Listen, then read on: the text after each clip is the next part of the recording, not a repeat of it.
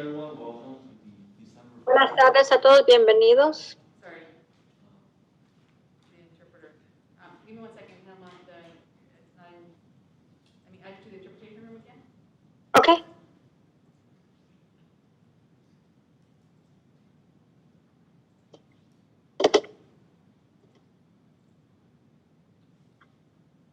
Okay. You may begin. Okay, good evening, everyone. Welcome to the December 14th special meeting of the Board of Education.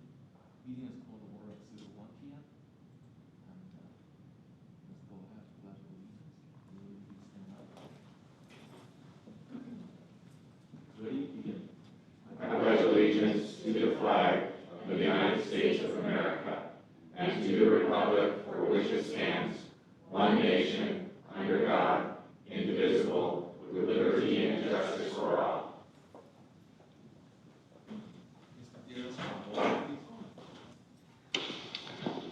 Member Marquez? Present. Member Hill? Here. Member Grindal? Here.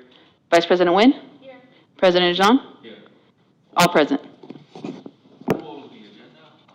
I move that we approve the agenda as it is. Seconded by Member Marquez. Member Marquez, how do you vote? Yes. Member Grindal, how do you vote? Yes. Member Hill? Yes. Member Nguyen? Yes. My vote is yes. Motion carries with 5 ayes. Moving on to our study session. 2021-22 district goals and superintendent objectives. Superintendent. All right, thank you very much, and good evening to board members, community, staff. So we're back here. Thank you for making time for this special session. So we're back here to hopefully be able to conclude the discussion around district goals and superintendent objectives. And welcome back, Mr. Hewitt, to join us and help facilitate. So when we met the last time, we did go through. I was just reviewing the video and the notes. We went through goal 1A through 3A, and then I believe we were moving forward with 3B. And what I took as some of the ideas and consensus were number one, that we would eliminate in one area 1A, we would eliminate the reserve goal, and that would be something that we continue to pursue, but that it wouldn't be articulated as a goal. And then that in goal area 2, maybe Ms. Gutierrez, maybe you can put it up on the screen as well, please. In goal area 2, yes. Scroll down to, I believe it's, oh, sorry, go back up. There we go, right there. I know there's a lot of discussion around 2A, Board Resolution on Civility, and what I understood and from the conversation and the direction was that we actually maybe take this goal, this objective off of the official goal areas, that it's something that we continue to pursue, but that it's not, that we scale it down, and that it continues to be something that we pursue this year, but not as a objective in a goal area. And then I believe we left off, like I said, in area 3B.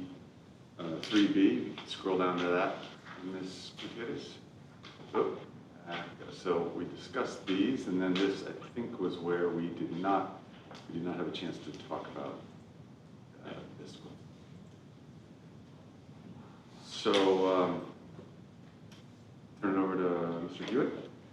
Well, let's look at goal area 3B, and it looks as if it's broken into 2 objectives.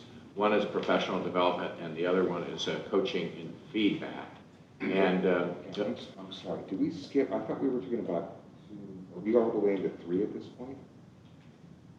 Yes. Yes. We went past DLI and middle school design and STEM initiative. Can you scroll up one? So this is where we left off.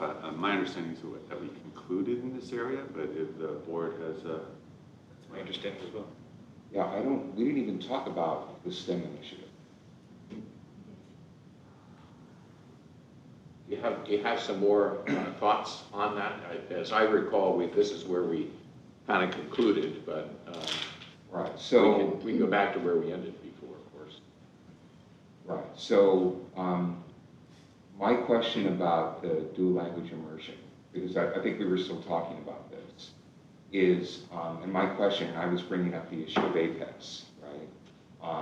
Because this particular area is, we're calling it instructional excellence, right? So the 3 areas instructional excellence. So I guess my question is we've already launched this program. It's still in the early phases.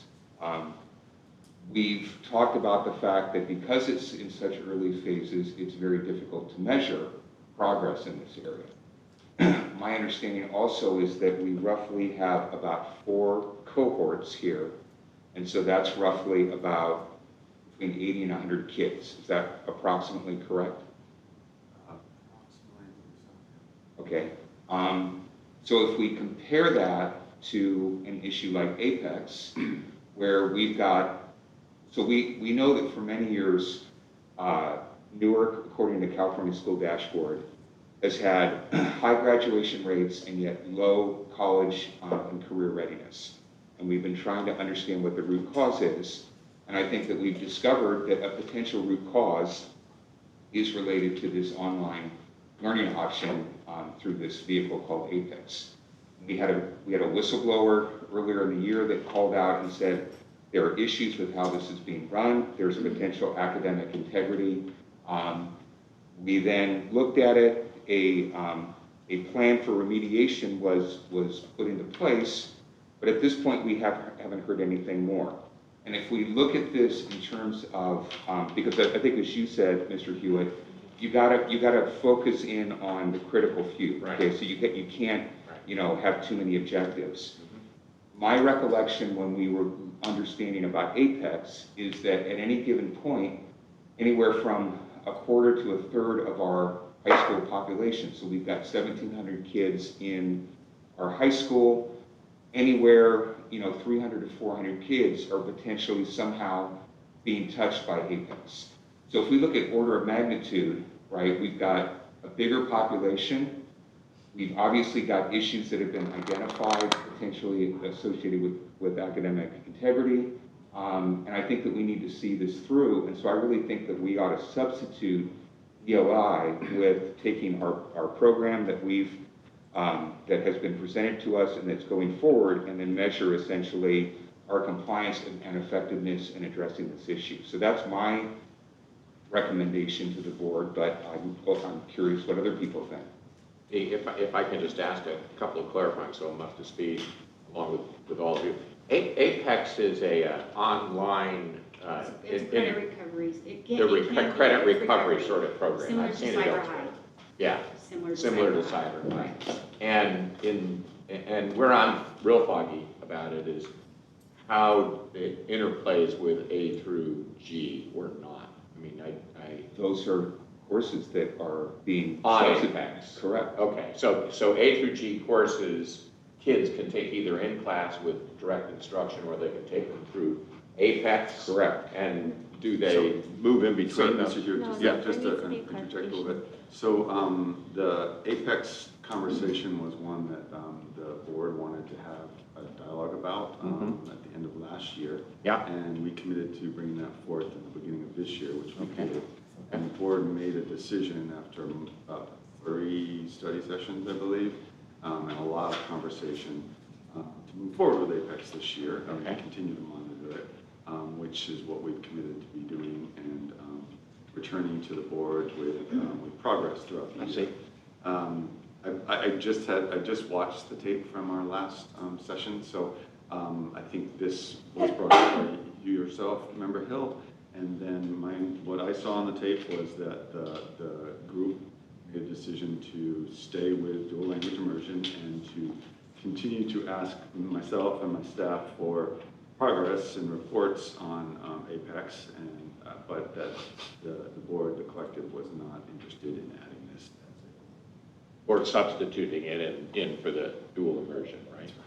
Okay. I think, I believe that's that's my recollection as well, and regardless of recollection, that's the approach I would recommend. I would like to see. I think it's really important that, given the unrolling of a new program, dual language immersion, that we keep it as a goal, because we really want to focus on this new program. It's very popular and very it's a program that's popular within our school community and also in the community in general.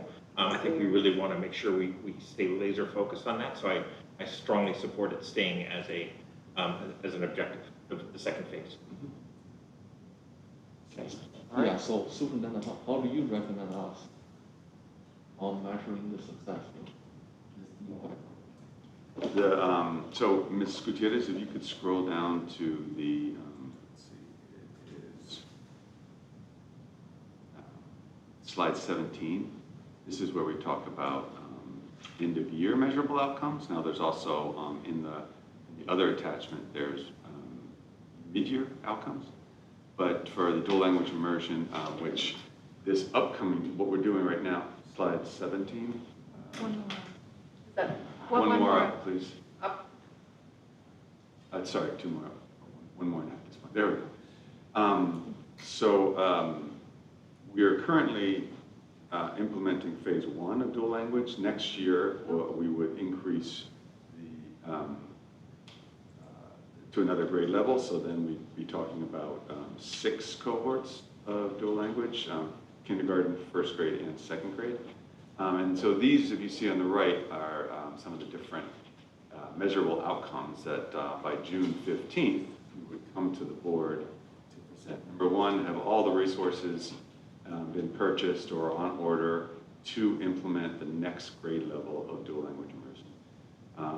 Are the number of cohorts and the staffing process at or near completion? In other words, have we staffed, or are we near completing staffing of the next phase? And are we very clear on the enrollment of the next cohorts? And then lastly, have we gathered baseline data on the program quality based on the quality review tool, which has been presented to the board and discussed? I wanted to mention with initiation of new programs, you typically see more quantitative assessments, like, did we get it in place? That's the that's the front end assessment you have of most program implementation. And then as you move through years of data, that's when you get to where's the quality going. And so it seems appropriate if this is the second year of that, right? This currently is the first year. Oh, this is the first year now. Yeah, and so we'll be building towards the second year. So that's appropriate. Well, and what's important here is we have to track what our objectives are. So Right. if our objective is to build a new building, then that's what we track. We don't Right. track the scores of the students in the building. Correct. At this point. That's right. So we have to have a well-crafted objective so we can tell if we've met it. So that's the SMART goal Right. idea. And it's important that the objective not get lost in a cloud of other things we'd like to see measured down the road. That's right. We have essentially 6 months to see these objectives come to fruition. That's correct. So we have 4 cohorts right now, That's correct. And then and we'll we're have, talking about going to 6. that's correct. We're currently have kindergarten and first grade, and 2 cohorts at each of those grades, and then we're talking about going to second grade. So then we'd have kindergarten, first grade, and second grade starting. So I guess by June 15th, we should have a pretty good idea about if we're going to Cisco. We should have a pretty good idea about what are the sign-up rates for the new kindergarten, right? So by that time, if we see a decline on that sign-up, that we probably know this program, the first year, didn't really get, have yet to give people a very great experience. Yet we see increase in the new sign-up for the new cohort. Then in a certain way, we probably can tell the program, at least the first year, the pilot year, is decent enough. Yeah, Not sure yeah. I mean, whether there's a lot of that- different ways to measure the Whether success. that can be a good measurement for the success of the program. We work with the teachers in the program. I was actually observed the program last week in one of the classes, and there's fantastic things happening, and I think families are really, really excited about it. And like we've mentioned here before, we had a dramatic increase in the interest in enrolling in Schilling this past year, and it was really due to the Immersion program. It's one of the only places where we're essentially hitting our projection target for this year, and it's clearly from the dual language. I'm going to bring us back to center on these, hopefully that what we're doing right now is we're really working to see what are the objectives. The assessments and such, it's fine to talk about them, I don't have any problem with that at all, but that should be a second phase of all of this, okay? So, Tonight, though. So it'd be fine to do it tonight, yeah. Yeah, because generally we sort of want to agree On what the assessments are. yeah, what are the assessments before we Yeah. approve this Yeah. final document. Yeah. And if you recall, the last session, we talked about the outcomes or measurements for all of the initial goals that we. Do you feel like you've covered the assessments on the first Yeah, I think three? the assessment on the. So we're doing it as we go then? We sort of- assessment. I'm not familiar with the assessments. But we said No, we we're talking test- about the measurable. The measurable The outcomes. The measurable. Okay, so question about staffing. So right now we have 4 cohorts, we're going to 6. So is there 1 teacher per cohort? Yes, Okay. that's correct. So our Except goal- for they rotate based on, some are teaching in English and some are teaching in Spanish. So one cohort sees 2 teachers. So each teacher sees 2 cohorts. So we're talking about hiring 2 additional people. That's what that's saying. Or like having 2 more people have the. Be classified. Be Or right, classified, or as well as if you read the information for this upcoming meeting, we have that agreement that's coming up with San Jose State University that offers the program for the teachers. So that's a great place for them to get their student teaching as well as their internships in. And it's a cost saver for the district as well as beneficial for the candidates. Right. Especially with what EdJoin has done in easing off on some of the requirements they're testing. They're allowing them to test at the end of their substituting in their internship versus the beginning. So right now with everything that's happening, it could be a win-win. Right. The reason I'm asking this is we're saying that the way that we're going to measure success on this is if we hire 2 people.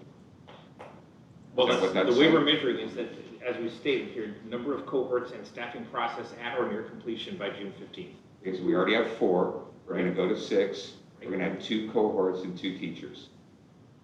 We're going to do all of the enrollment process. We're going to do the recruitment of both families and staff. And then based on the numbers, then we'll know the staffing. And then we go through the whole staffing process and then recruitment. And so that's one of those 3 bullets that will measure whether we've hit our target by June 15th. And I'm assuming that when you're talking about hiring those staff, and they would be fully qualified and meet the criteria that you put forward, so that's part of the assessment. Right, so is it my understanding, and you know, sort of reflecting on Member Hill's point, June 15th, you typically wouldn't have the staffing completely in place. You'd have progress towards the staffing.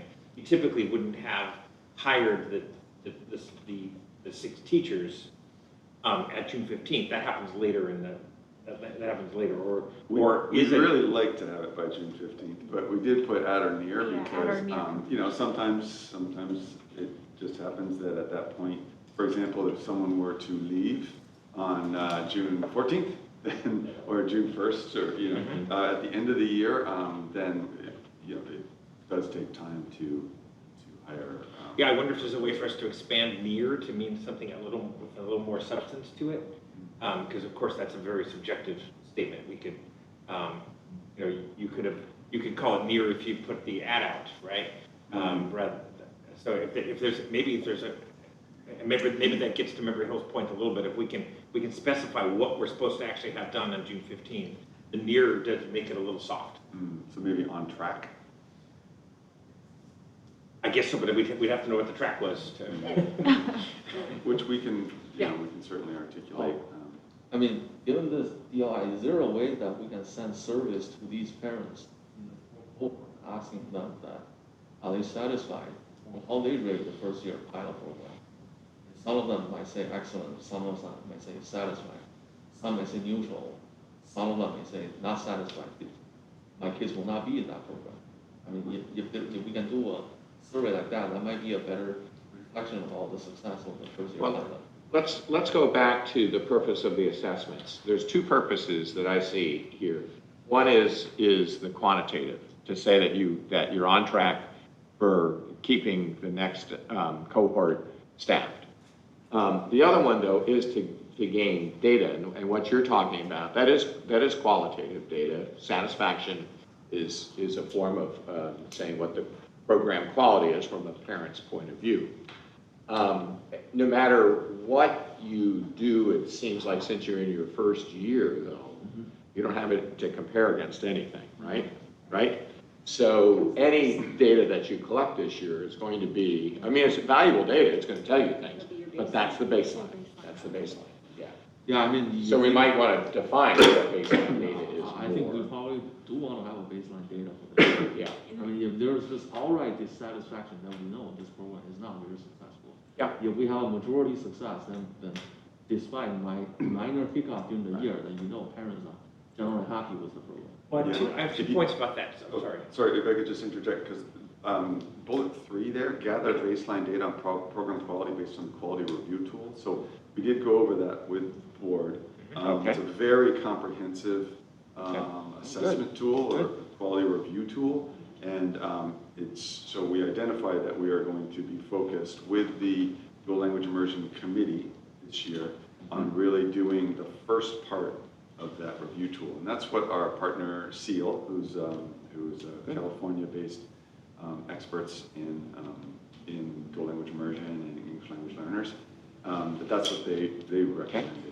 So I would have to go back and review all of the details of that first phase of that quality review tool, but I think that there are elements of engaging with families around their experience for the year. And so I think that is part of what you see in bullet 3. If I may share one Thank you for that thing- information. Yeah, if I may share one thing is, it's going to be apparent. The minute we find out who's coming back, that's going to be a measure of success in itself. Because when the questionnaire comes out, will you be returning for the next school year? Okay. If you have 100 students and 80 come back, you're at 80%. That right there is letting you know as a baseline the success of the program. If we were dipping below 60, I would be worried. Yeah, I mean, the question Right. is, would that program quality, that quality review tool be capturing these data? Well, your data I mean, is a would little. that review tool have a component of all survey or like feedback from parents? I guess that's what I'm asking. I'd have to go back and be sure, because I don't want to talk out of turn, but I See what it is they're gonna so. Yeah, and then if we don't, just like I mentioned, that once you go to the sixth cohort, you have a new kindergarten 2 cohort. You can compare that number to the previous year. Then Right, to yeah. see- Right, they're yeah. their own genuine I cohort. think by June Right. 15th, we should have that number already, right? Signing Right. up for next year. However, So it's the board can use that as a way to measure the success of the first year program. That's true. However, the superintendent and his staff are monitoring the performance of the school and working with the parents on a daily basis. That's correct. We're not going to wait until, June and say, well, hey, how we doing? Do you want to come back? There's an ongoing work in this Oh, yeah. regard. And it's my understanding that if there were problems, you would jump on them, not waiting for an assessment. You deal with the issue. That's correct. That's what we do. And remember, I always like to take boards back to their role. You've implemented a new program. Your role is not to really dive that deep into the daily machinations of things working, not working, but it is to kind of say, okay, year to year, what's our data telling us? And it sounds like that tool is designed to do that. Yep. That's right. Yeah, so I would stick with that for now, yeah. And what's bullet 1? What are resources? So that's the textbooks and any of the materials for the classroom. Software. So we've currently purchased for kindergarten and first grade, but we did not yet purchase for the next grade. Oh, wait, first. And again, that's a quantitative assessment. Did we meet our goal of getting everything we need for the program? So it's very legitimate of a new program to have quantitative assessments. Now, if you had that as an assessment, say 5 or 6 years down the road, no, no, it's not appropriate. But it is at this point very appropriate to have a quantitative assessment. And since we're being smart, we're doing SMART goals, the first letter is specific. Resources is very generic. I think it would be great to have a list of all of the resources that need to be put in place. That's how you measure it. So when you report back, I'm sure you're going to say what the content is of the resources that were purchased. Yeah, absolutely. I don't think we would probably put it as a list into the goal document itself. Right, but in your assessment, when you Yes. when you report to the board on progress, yeah, that would be a given. Yeah, I You'd think be- you would watching be the time specific. that we should move on to Okay. the next one, middle school design. All right. Any- So we've already talked about middle school design. Do you all want to go back Yeah, to so- it? Because it so seems like I we've already remember- moved through this. I remember where we left off, and I remember that the issue that I had pointed out was when we had an earlier project, which was our website design, we had commitments that we were going to run this as a project, we were going to have a project plan, and we were going to basically execute. We did not have a good project plan. We ended up being late and over budget, and to this date, we don't even know if it's been fully delivered. We cannot follow the same process. So I would like to recommend that we have, by early January, a very strong draft plan that the team presents to we, the board, that we review, we have input, and then we help to finalize that by early February, because that's how we're going to be measuring progress. Right now, the way that it's written, it says we're going to get the plan in August, and we're going to figure out if we were successful or not. That's a recipe for disaster. So we did have this conversation before. It does not say that we're going to get the plan in August. It says the project is progressing on track to open the middle school in August, and that the timeline benchmarks have been met at June 15th. Right, so that's all based on a That's the plan. I'm sorry.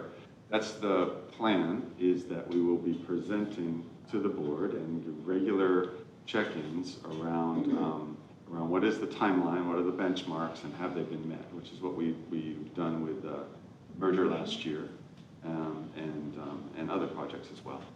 Mark, are the two bullets backwards then? Is it that you present the plan to the board and then you give progress on being on track on that plan to hit? So there's just a distinction there. Okay. One is like project management, Uh-huh. and that's the first bullet. Uh-huh. So that's like timeline, benchmarks being met.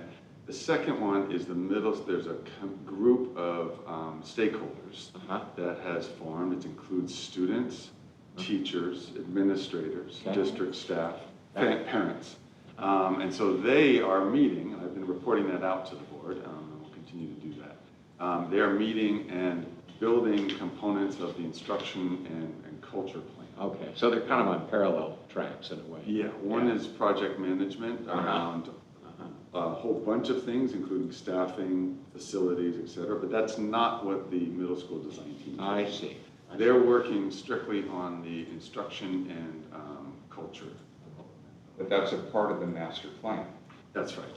And so we have a timeline for their work as well, and I have shared that with the board and happy to continue to share that. But the middle school design team does not need to have their plan completed. I see. In the same early time frame as, say, like staffing. There's certain staffing benchmarks. All right, and that helps things me. like that. Facilities me. Yeah. Facilities. And So we'll facilities. be presenting, the middle school design team will be presenting the plan to the board in June, just like we did with the merger of Snow and Green to Coyote Hills. So the part that I don't understand, and again, having been doing project management for 30 years, is that this is a work stream. The second bullet point is a work stream, okay? There is no way that this second bullet point can be in flux, it has to have a plan right now.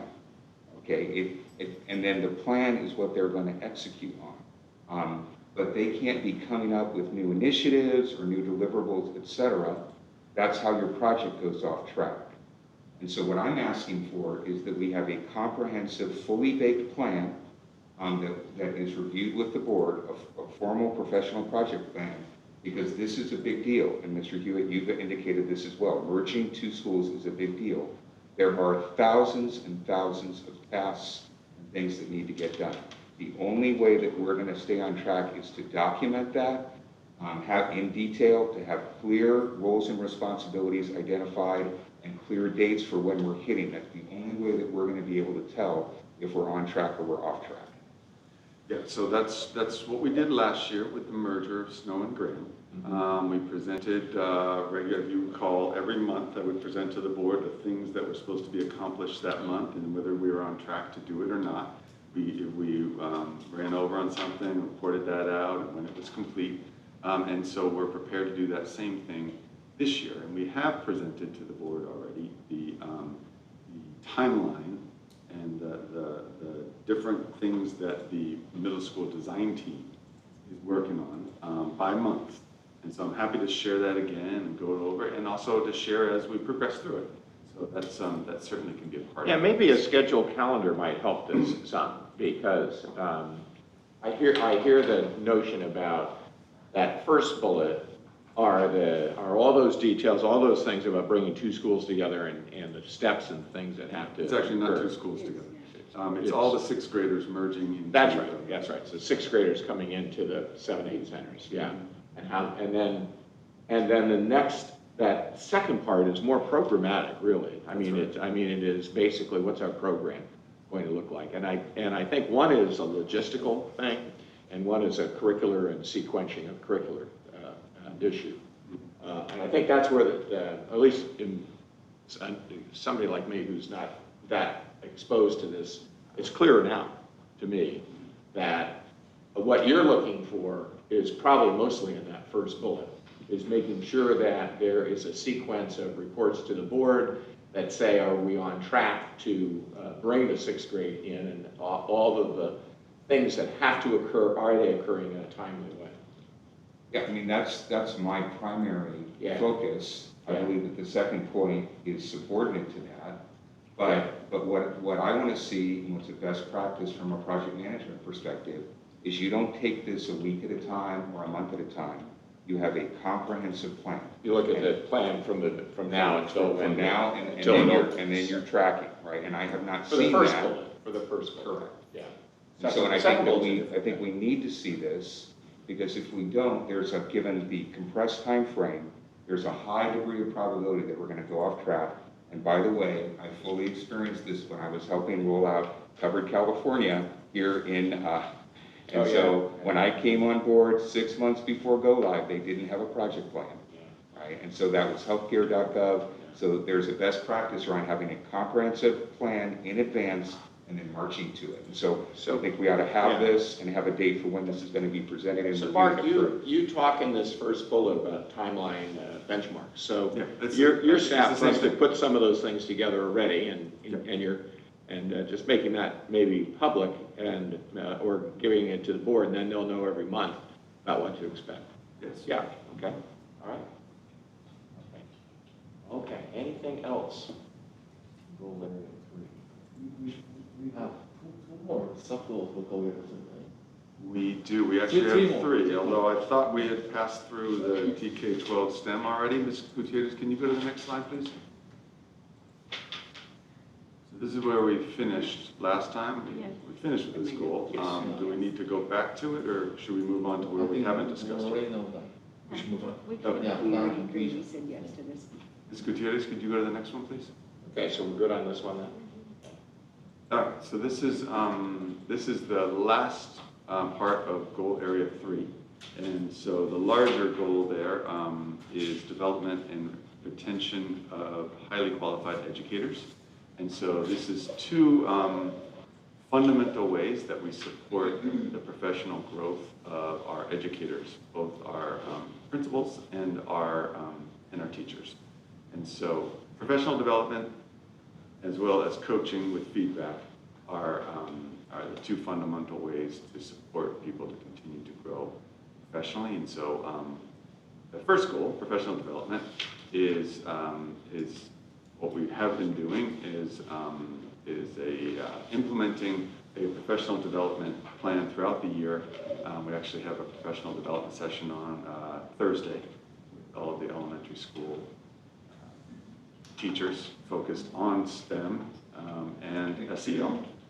And so, and those fall within our 3 instructional priority areas. And, so what we'd be doing by the end of the year is report out, and I'm happy to give progress throughout the year and share as things go along, including feedback from staff about how they feel like it's going, as well as concrete, like here's the number of hours that we did complete, and at what date, and what was the topics covered. So that would be the measurable outcome by June 15th for the board. I will say that there are districts and there are schools where they have great plans, but they don't get implemented. Plans to have professional development, but then it gets canceled. Something falls through, it ends up just being a wash. Becomes ski weekend. Exactly. And so I think this is arguably two of the most important things we can do to really improve, continue to grow and improve classroom teaching and learning. But we have to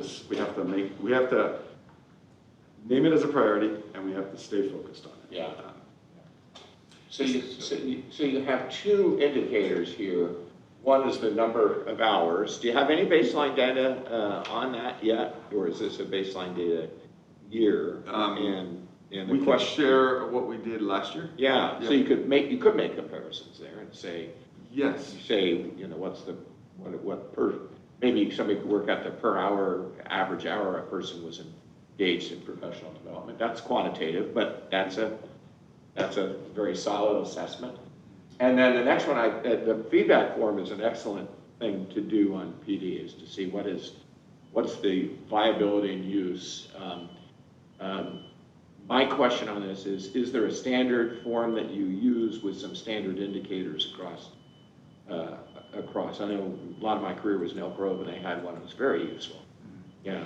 Yeah, so what we do is we have feedback at the end of every session, and it's essentially, it varies, but essentially it's did we meet the outcomes? Do you feel like you were able to meet the outcomes that were articulated for this professional? Do they do a rating or anything like that, or is it? Yeah, if I remember correctly, it's a scale. The scale. Well, I think that's helpful Anonymous too. form or I believe it is anonymous, so I'd have to go back and check. All right. And also, so the presenters or the vendors, they themselves, they always have, right, or do very well with presenting a survey at the end before they can do the checkout. And then the other thing I would ask is, so when they're participating in their professional development, are the participants maintaining a portfolio that can also be graded or rated compared to other school districts, where when they're participating and they have an assignment and then they have until the next, so let's say they have a series of 4 professional developments, so they have a project that they're working on in a cohort or individually, and then are they turning in that project so that it can be rated by their principal or received, so that way you'll also have a gauge of what the actual certificated staff are doing during the professional development. Right, so there is no project that we have with So no these there. portfolio, educator portfolio? Yeah, we don't have an educator portfolio. So these two things really go hand in hand, because we're supporting through professional development, and then we're going into the classroom to then see if the focus of the professional development is being implemented, and to what degree of fidelity. And then not as a gotcha, but just as a how do we support people to implement. So Mark, is that next one, then quantify the coaching and feedback cycles per educator. Tell me a little more of that. Is there something you're looking for, and is it tied Yeah, to the staff development? Yeah, so we have basically like a system of tracking when we go into a classroom, what's observed, et cetera, the feedback given. And I do that with, on my visits, and then the principals also do that. So in this area, I'd really like to encourage the board to keep focusing on this particular goal area and assessments that the superintendent and you all have come up with, because it's got the most impact on teaching and learning. The RAND's study said professional development's great, but you've got to have monitoring of it being implemented. Right. Yeah, there was this thing that they say if you teach somebody something, they'll get 5% of it. Right. If you have them practice it, they'll get 25% of it. If you go in and observe them and coach them and give them feedback, they get up to 80% of it. So I really like the model a lot here, and I would like, just as a facilitator and an educator, you're going in the right direction to have this. I just keep lobbying you to make sure these two are tied together. Mm-hmm. That the coaching and the feedback directly ties to what the staff development has been, in some way, and that you consistently do that. Great. Yeah. So one of the comments that you made earlier, Mr. Hewitt, again, was, if you have too many goals, right, you don't have any goals. Right. And so we've already got 3 in this category: dual language immersion, middle school design, and TK through 12 STEM initiative, right? Those are all big. These are super squishy. And even though I spent most of my career in business as a management consultant, I am now currently a teacher. I'm a second-year teacher, all right? But I will draw an analogy from what I've seen in business, all right? Where you have management that is so focused, like in a manufacturing facility, on how do we make those frontline people more productive, right? And so they go through and they put in all these programs and they put in all this effort and they spend all this money, but they never actually ask the frontline workers what they need, okay? This needs to be driven from the teacher level. That should come through that synthesize the staff feedback. I mean, you really should be getting that exact. You're right about that. You want to have this be valuable to staff, and they have to be able to tell you whether this is useful and valuable in the work that they do. That staff feedback form should reflect that. One of the questions on there is, will this help you in your classroom? See, I think we have to take a step back, and it really should be, if we're going to do this, that we ought to put together, a formal effort with, again, the teachers, with MTA, saying, okay, what do we need? What are we trying to accomplish here? What do we want to do? To help design the staff development. And they need to design this. Because I will tell you as a teacher, right, literally I'm doing finals right this week. I'm taking time out to come here so that I can participate. Time is my most precious commodity, okay? And there are so many different educators in our district and administrators who have all these great ideas for what those few little frontline people need to do, but they only have so many cycles, right? And so if you end up having people that are really not familiar trying to dictate top down, you're going to it's not going to be efficient, it's going to be a big waste of time, and it's going to be very frustrating for the teachers, right? This needs to be a bottom-up, and so I would say if we're going to do this, we need to have a bottoms-up planning effort with the teachers to figure out what this program needs to look like. So I'm curious. Thank you. Yeah, I appreciate that. How do you decide what staff? So we really based our professional development. We don't actually do a lot of contracting out of professional development, only where it's necessary. But in general, we really we have a model of what we call TTT, teachers teaching teachers. And so I think that's the way that you really see deep change in teacher practice, is when you have teachers supporting each other around how to grow and develop.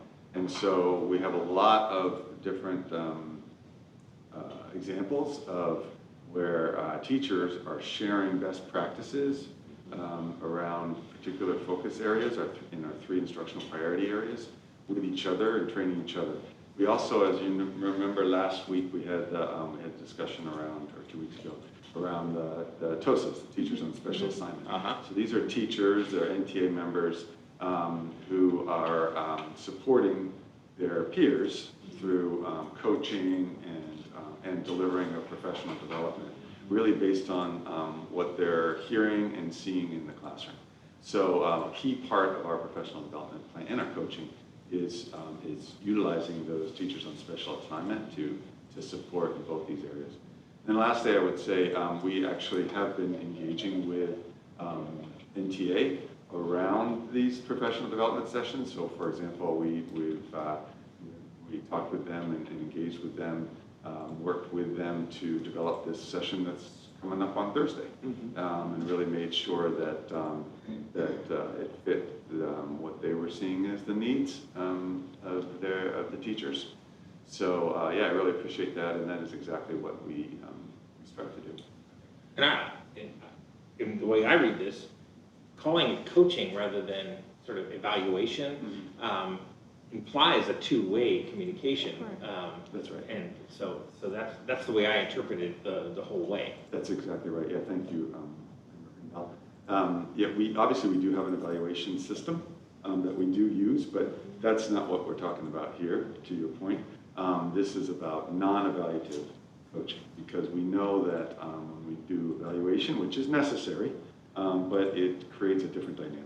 Right. And Yeah. this creates the opportunity for people to be learning, feeling, being able to be vulnerable, to be reflective. Right. Oh, and to Member Hill's point, if the teacher may be able to express what they need to do their job, right? Instead of just being told to do X, Y, and Z, it might be like, hey, if I had Y, then if I had more of Y, then I could get more done. And that should be a back and forth. And my understanding is that's what's happening.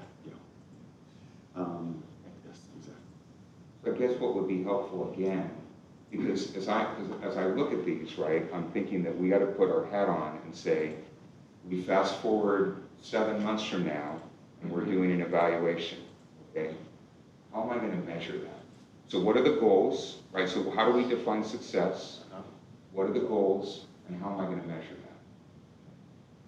It seems pretty squishy to me. Well, let's start with the top one. That very first one is a quantity one. So you're going to measure that on the number of hours per person they're engaged in PD. That doesn't talk about quality, it talks about quantity. So that's, to me, that's not very squishy, because you can take that year to year and say, are we providing enough PD just in time? Now, the next one, though, I do think needs But all we're saying here is quantify. Yeah. So and we could it's- say, yep, we offered 1 hour, okay, we've quantified it, or we've offered 1,000 hours or 1,000,000 hours, we've quantified it.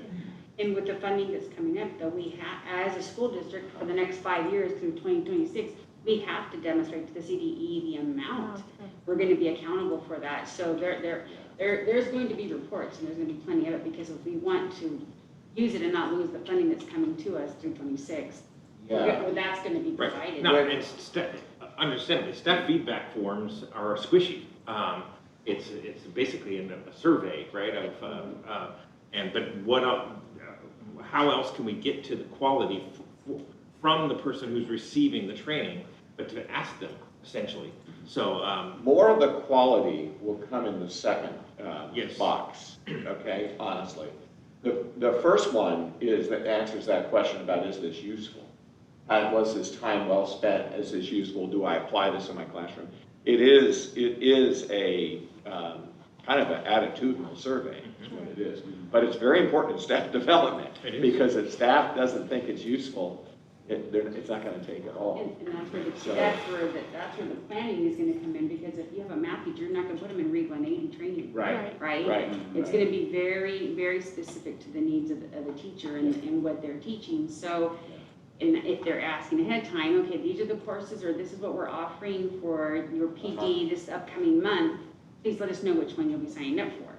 Then that's already I giving know you we an are idea. belaboring this one, but guys, I just think it's important to belabor this one, because this one has the most leverage on improved student performance of anything that you'll, any of your objectives that you have. Not that the others aren't important, but this is where it's going to happen.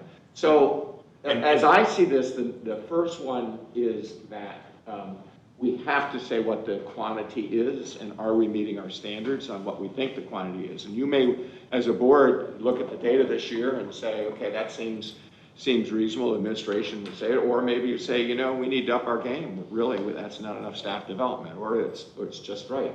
It should be in hours per person overall in the total year when you're quantifying it. It's not just quantifying what we offered, okay? So were you thinking you're just going to say a list of things you offered and that's it? Or were you going to talk about participation? Hours completed. Yeah, it's hours of completion, so Yeah. it's participation. That's is the way what I it is, yeah. The second one, you know, you probably are going to want to tailor your feedback form from year to year to get it stronger and stronger, you know? And staff will help you with that, you know, if you get your staff to participate on what would you like to say when you're giving your feedback, and you want some scales on that. You probably also want to have some verbal area, you know, a combination of the two. Now, finally, the coaching and the feedback, which is the one that really, the RAND Corporation really said makes a huge difference in teaching and learning. That's the one that takes the most work and care, for sure. And you will want to, and Mark, you may have had some experience with that. I had a lot of experience with that in Elk Grove. Elk Grove, it really taught us how to coach and give feedback and how important that was to staff development. We had this effective teacher thing, and we went in the classroom to see it. We had teams and all that kind of stuff. But it made a difference. Kids' performance went up. Yeah, and if I may, that final one there, it's multi-layered because Right. we are in the process of building up principals and Yep. TOSA's Yep. capacity to give That's quality right. feedback That's and right. to do quality coaching. Yep. And then likewise, they are enacting that and engaging with the teachers and But I do want to commend you as a board, because I don't see enough of this typically when I go into boards and talk to them and coach them on their goals, and you definitely have it right in the center here. It's an important thing. So I want to commend you for having this. Keep at it. And, you know, and credit goes to the superintendent as well. We haven't traditionally, this district has traditionally had a problem with a weakness in this area. In previous, and I think that, you know, previous board members, previous superintendents, the superintendent's really taken it upon himself to sort of build this program Yeah. from a very weak spot. Yeah, good job. Yeah. But I keep talking about the squishiness, because we want to make it less and less squishy and more tied to real skills, real performance, and real staff development. remember when did you? Yes, and I just wanted to, also let other board members know,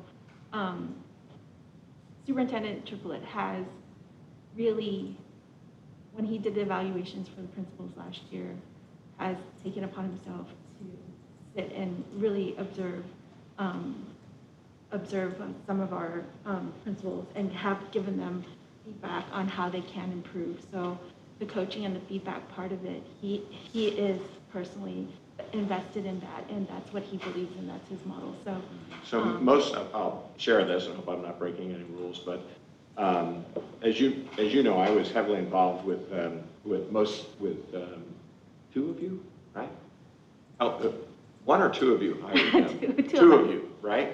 And two of us left, yeah. Three of us in the room, but two of us. Yeah. And that was a big important thing to the board at the time, was getting an instructional leader superintendent. That was really, really important. You remember Yes, that. And you had two finalists, Mark won, of course, and both of them were very strong academic ones. I remember that conversations that went on there. So this is important. This is the change that the board has brought to the district, is this stuff. Yeah. All right. And coaching, obviously your staff has to be open to it, and the feedback they're willing to accept and try to improve, on their next steps to better, teach our students and to better help their staff move along and stuff. So I think that's really, really key. So if we put a rubric next to this, how are we going to measure it? Well, the rubric on the first one is pretty clearly, you've got to establish some kind of benchmark standard that you think is good expectation. Probably the superintendent staff's good to ask that. The second one is clearly a satisfaction sort of rubric that you're going to have to say is, what do you think is reasonable for staff satisfaction for their staff development? And I'll tell you, staff's pretty hard on staff development, right? If you get, I used to say, if you get above 50% saying this was valuable, you're making progress, not what you want, but it's awfully good. And then, or it's good, I wouldn't say it's awfully good. And then finally, on the coaching and the feedback, I don't know where you are on that, Mark, about how you would say, what's your, what do you think your steps would be in saying we're making progress on coaching and feedback? Yeah, I would say it's the number of classrooms that principals are getting into, and the feedback sessions that they're having with their teachers, and likewise the number of same thing that's happening for us with the principals. The number of times that we are meeting regularly with principals, visiting classrooms together, practicing coaching and feedback with those principals. So that's a quantity thing, and I think that's fine for now, but I would also hope that down the road that you would tie that to the actual skills too. For instance, if you're talking about we're really working on student engagement in our school district, then at some point you'd want to say, okay, let's measure engagement. Yeah, let's just see, as we go in the classroom, we'll do an indicator of what engagement is, and then you can look from year to year to see whether that's going up, down, or indifferent, Yeah, definitely. But I will say, yes, it's true that that's a quantity. At the same time, one of the biggest challenges for principals is to get into classrooms. Oh, yeah. And so it is a leadership development to be able to handle crises, but also prioritize instruction. And that's a skill that has to be learned. Yeah. And so when we are able to and that's where you are right now. Yeah. When we're able to say, and having to substitute classes, having to teach classes in this COVID environment is not what you're talking about. No, because they're getting into classrooms a lot right now. Is there a baseline expectation that's been provided to the principals already, what's being expected of them? Or is this also in a pilot stage, if you will, where everyone That's a good trying question. to build that leadership? What a good question. Yeah, so we've been building throughout the fall something. At this point, the goal is that principals are getting in at least into one classroom a week, and then having a debrief with a teacher. And honestly, we want to get it higher than that, but that's the starting place. Because what we're going to be faced with 7 months from now, we have a rubric, we haven't decided this, but theoretically, not needs improvement, needs exceeds. How are we going to measure that?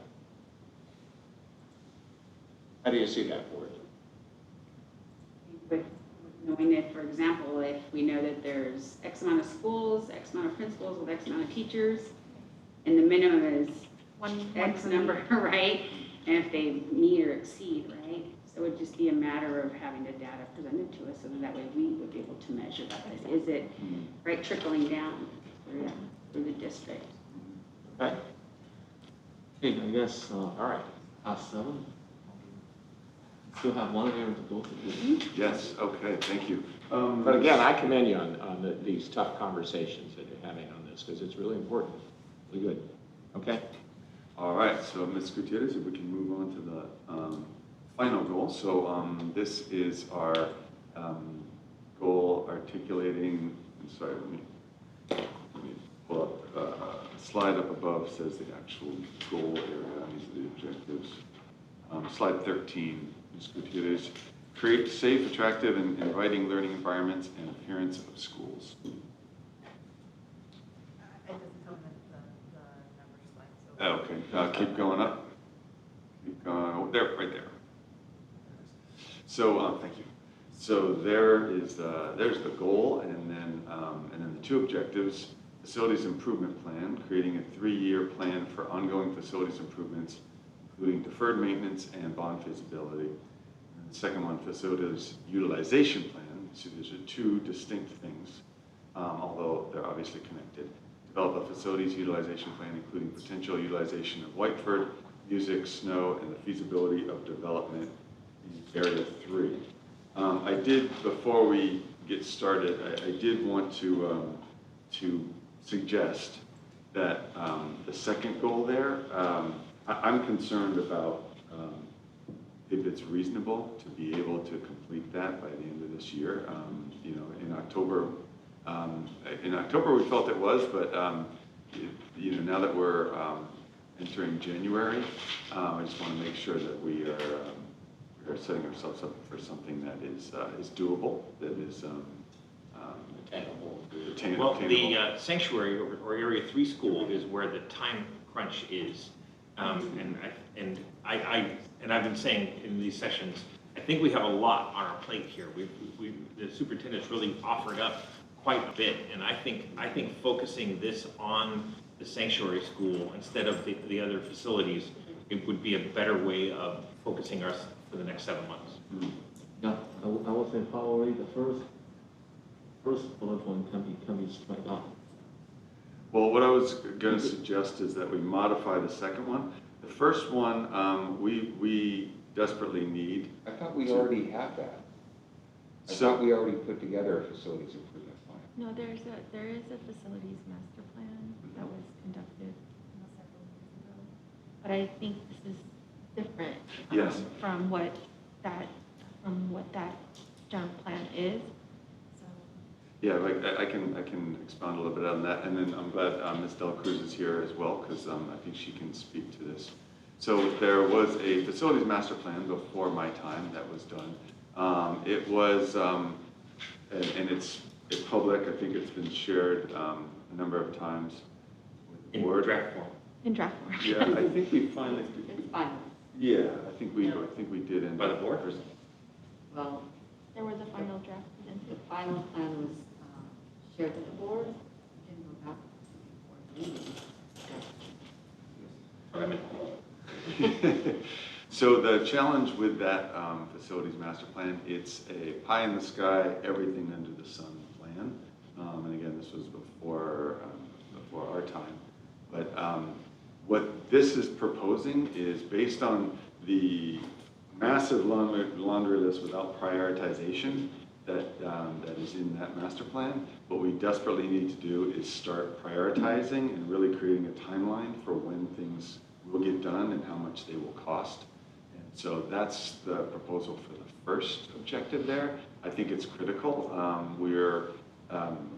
First of all, we've now spent down the Measure G bond, and we've sunsetted that. And yet we all know that we have a lot of facilities and maintenance things that are outstanding. And we also need to determine whether, based on a deferred maintenance plan and the facilities plan, whether or not it's both feasible or advisable to go for another bond.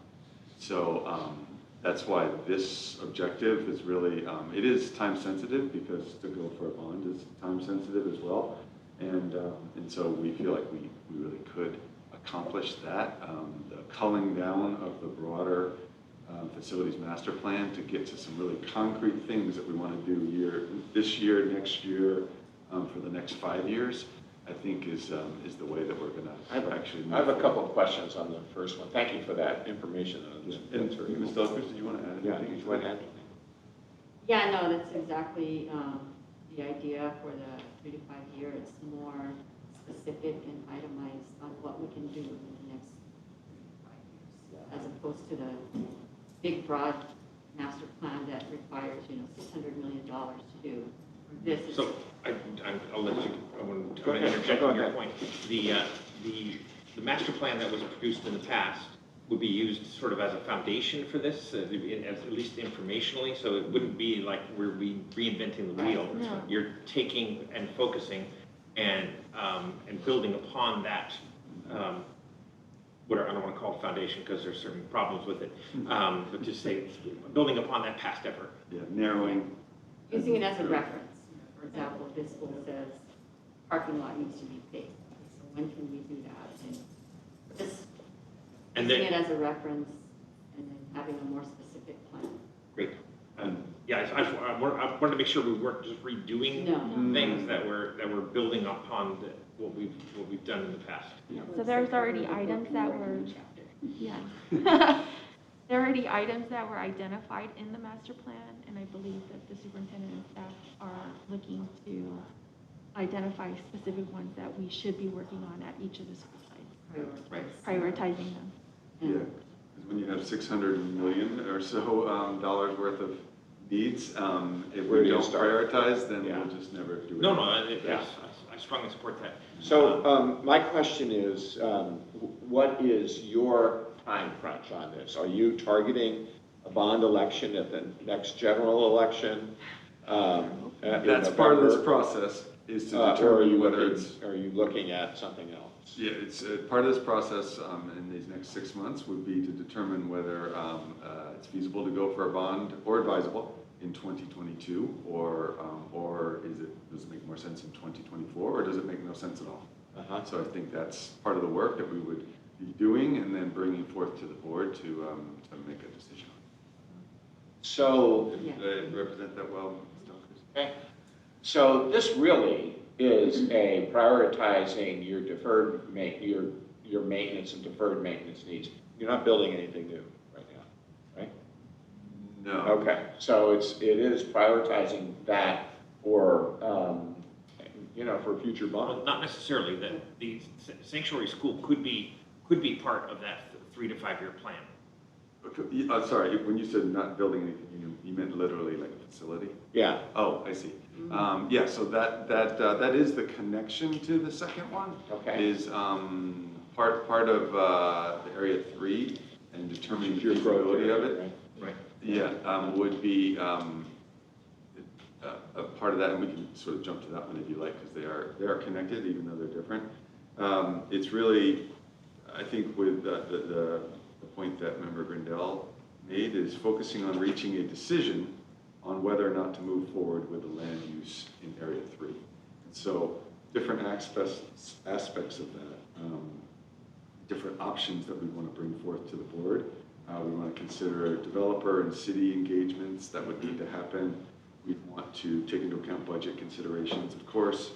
We want to do additional enrollment analysis on top of what was already done for the feasibility study, because we know that there's new census data coming this spring. And then think about bonds, feasibility, and then cost analysis of construction and all those things. So let's bring this into a tighter focus then, okay? All right, seems like that's what I'm hearing you say, is that there's two things going on here, but they're related. One is an analysis of what your facility needs are right now with what you have. Yeah, and prioritized. And then that may or may not lead to a bond, okay? So do you have a sense of how you're going to do that? Are you going to try to do that in-house? You're going to go outside or? For the facility needs? Uh-huh. So feel free to chime in, Ms. Delacruz, but we do have the master plan that we'll utilize, and then we're working with both our maintenance team as well as our project manager, who's supported us with different projects, including the Measure G bond work. Does your project manager work for the district or for a company? No, he's Uh-huh, okay. Contract. All right, so you have the horses. Yeah, it seems like you have the staff that can do this. And you're envisioning, it's off the subject, but you're envisioning public and board involvement in the prioritization? that's right. Yeah. Because we definitely, we'd like to be transparent in terms of making sure that the public has a chance to weigh in on what of the $600 million of projects are a priority for the district. So it's not just what our experts think, but it's what the community itself thinks.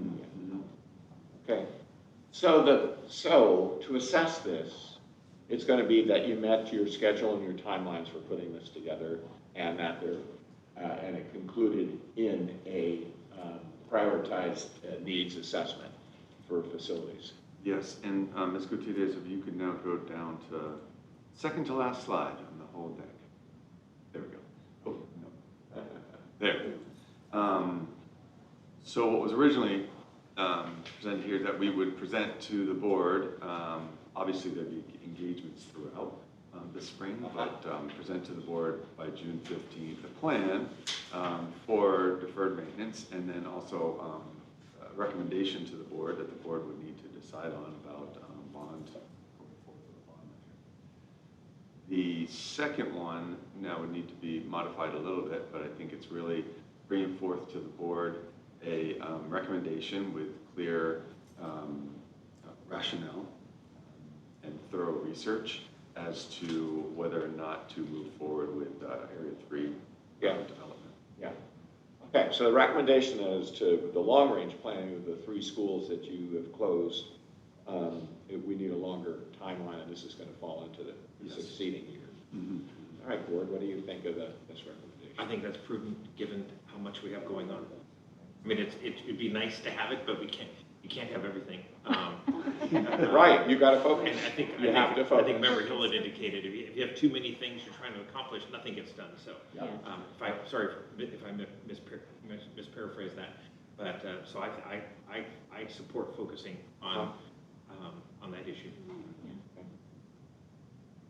Any other comments there?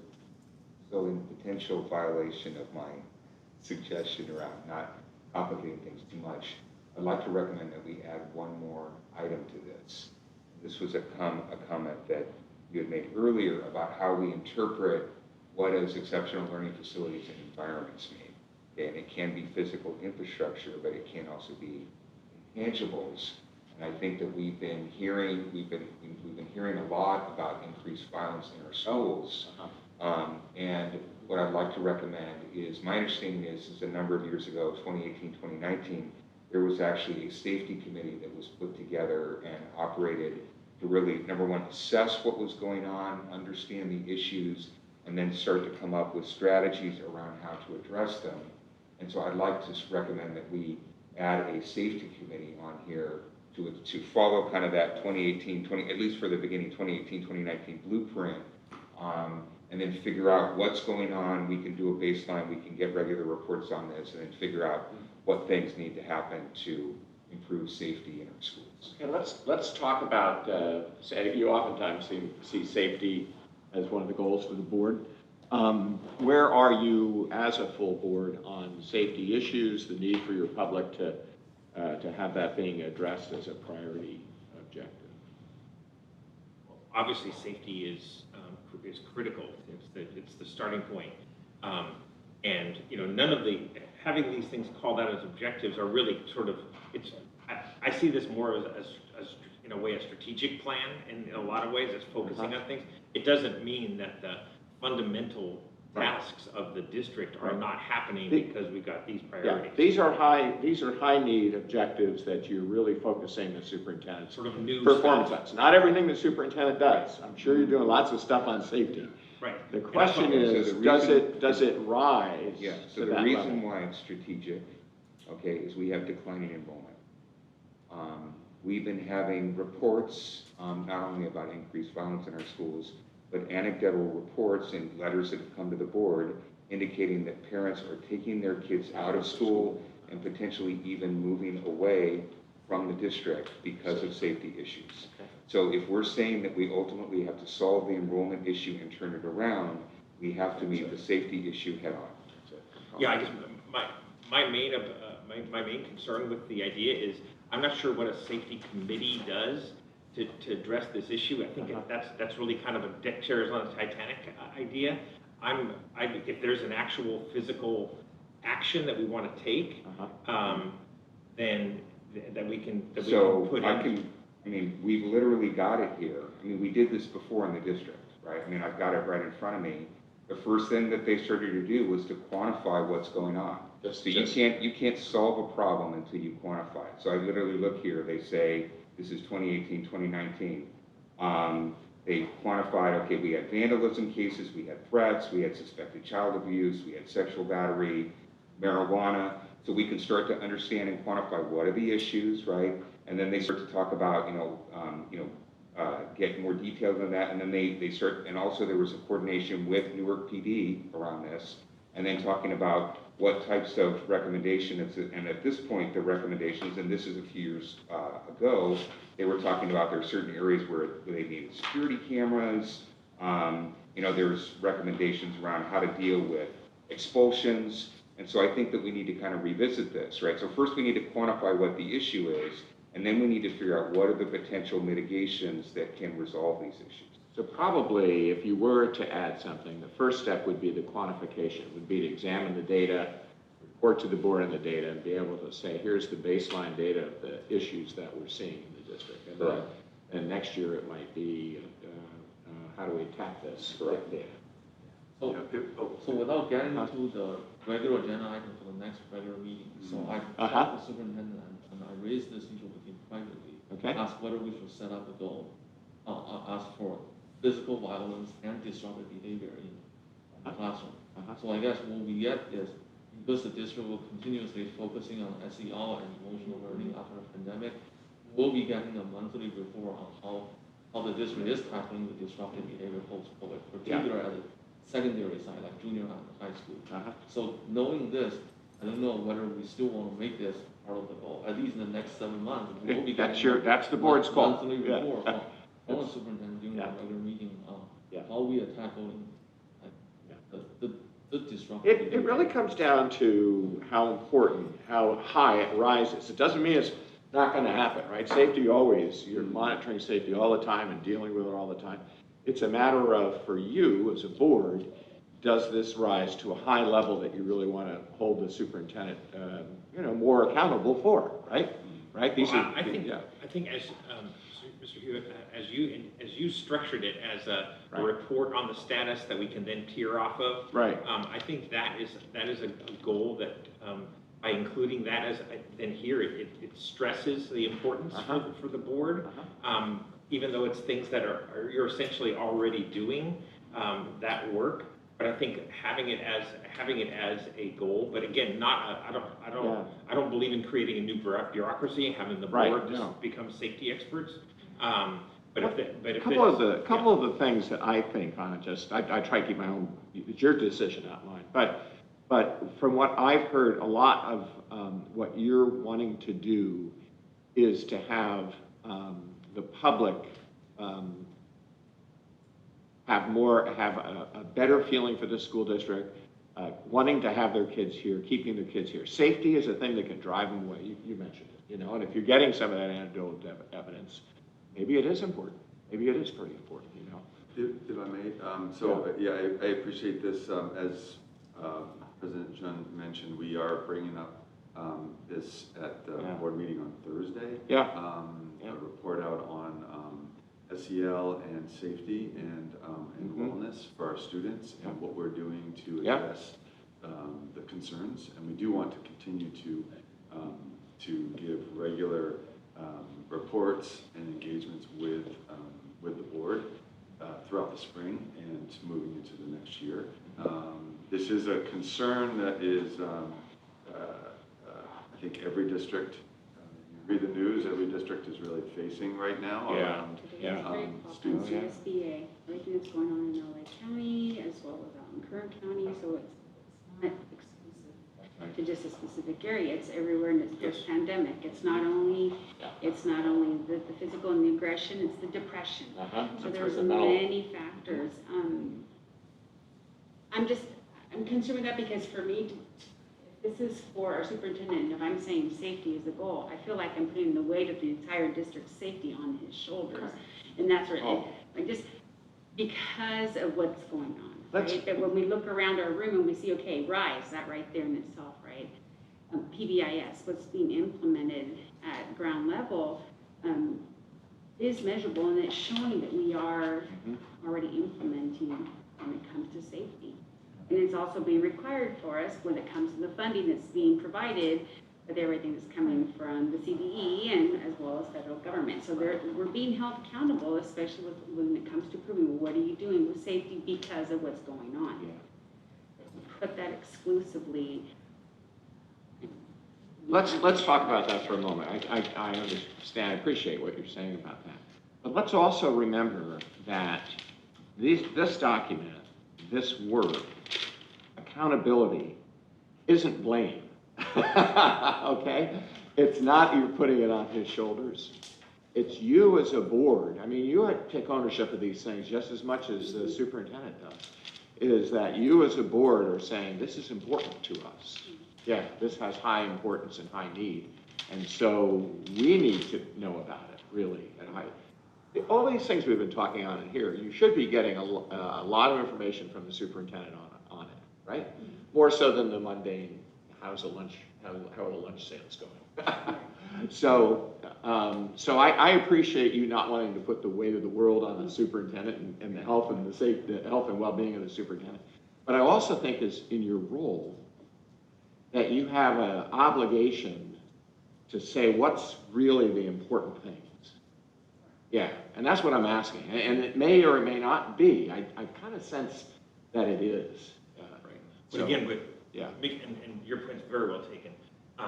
The objective has to be defined, has right, to be specific. That's right. It isn't just make the school safe, right? And if you don't, you're a failure. Right.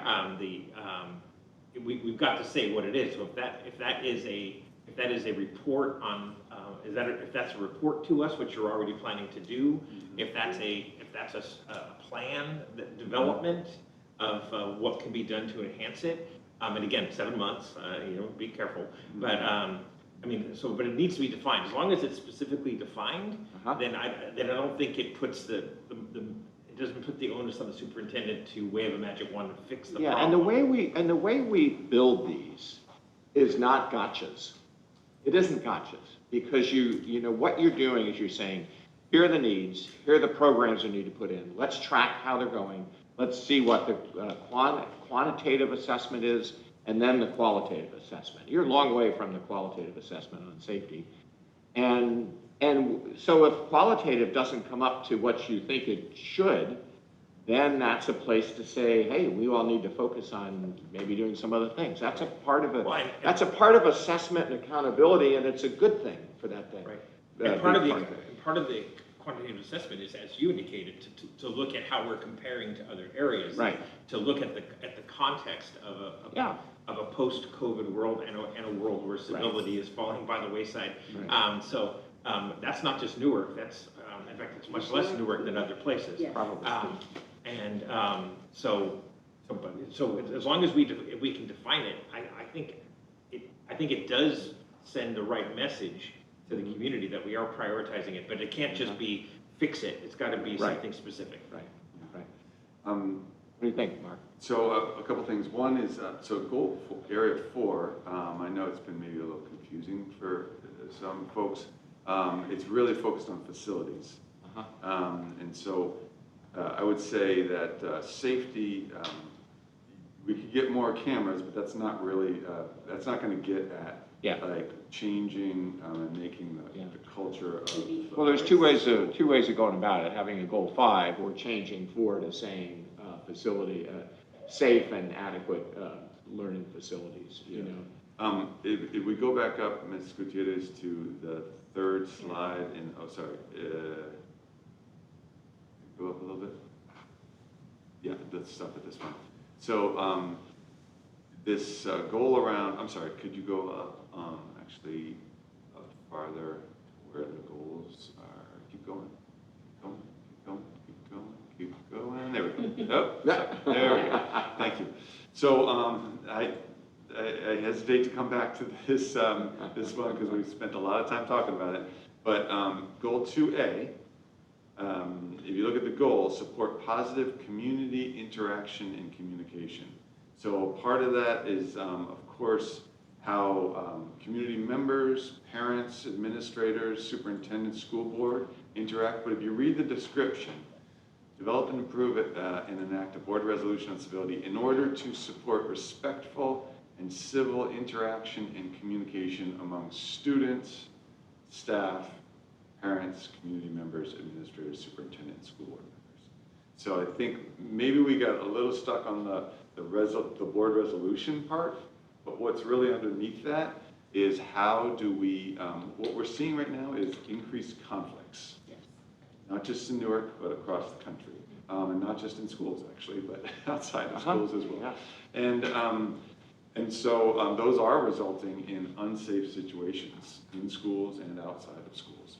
And so this was intended to really talk through how do we support our young people and our staff, our parents and ourselves, to really build a more respectful and civil community and interactions between students and staff, between each other. And so the resolution, the idea here was that the resolution would include aspects of how to support that level of safety on the part of students in schools, but also parents and all of the others listed Would it be appropriate to add the word safety in the description? I thought we said we took this off. Well, we took it off because we were, like, Doing it anyway. superintendent was mentioning is that we were all stuck on the part where it was a board resolution and that it was going to be worked on regardless, so it wasn't an actual goal. But if you rephrase the goal as an objective and put it with the preface that it's for student safety or community safety in general, then I think that that could be something to consider. Yeah, I wouldn't take away respectful civil interaction and communication, because that's fundamental to how we stop people from getting into fights. Correct. But I would add, I think we could add safety, like you said, Member Wen. Yeah. Or actually, Or sorry, Member and Member Marquez. I was supporting her. But I support you too. I support you.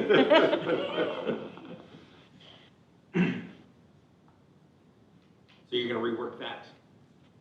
Well, I don't again, think that's gonna work. going back to what we mentioned, the safety, that I have this conversation with the students, like I said, again, without getting to the regular agenda for the Thursday meeting, if we're gonna know that we are doing this and we're gonna have monthly report on this, now, my suggestion is as a compromise, the next 7 months, you're gonna have monthly report on how we're dealing with post-pandemic conflict resolution and like holding people accountable for disruptive behaviors.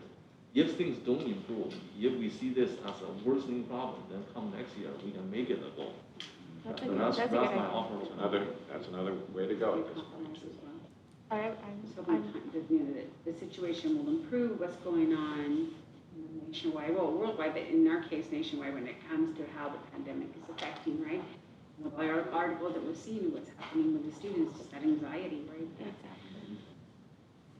And I- SEL. Yeah, I'm in agreement with President Zhang. I think that that's a good.